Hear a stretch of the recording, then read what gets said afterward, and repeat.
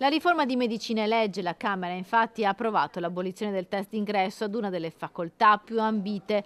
La novità prevede l'immatricolazione diretta al primo semestre senza quiz. La selezione viene spostata di 6 mesi. Alla fine del primo semestre infatti una prima scrematura sarà fatta in base agli esami dati e ai voti che permetteranno di stilare una graduatoria. Tra gli studenti dell'Università di Padova i pareri sono discordanti.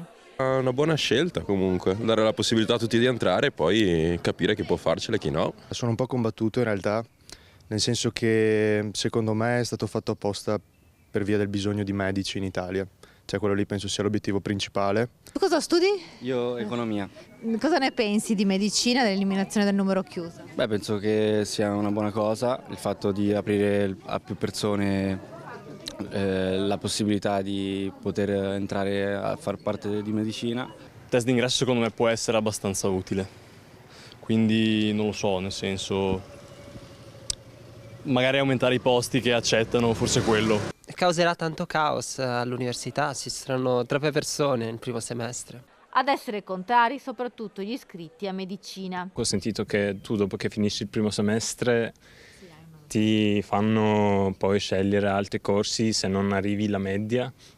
È una cosa che non la puoi fare, era meglio come era prima con l'esame di ammissione. Non mi sembra la soluzione ideale, cioè perché da quello che ho visto poi l'hanno in realtà posticipato alla fine del primo semestre, con lo studiare tra gli esami anche il test. Poi ti ritrovi, essendo alla fine del primo semestre, ti ritrovi ad aver perso l'anno. Io non sono molto d'accordo perché adesso, alla fine mi è stato anche un grafico un mio amico dicendo che magari adesso c'è magari il picco perché tanti medici vanno in pensione, però tra un po' alla fine i medici ci sono secondo me, tanto lasciamo tempo alle nuove generazioni che si formino. È impossibile pagare un grandissimo numero di studenti, sia di studenti sia di medici effettivamente.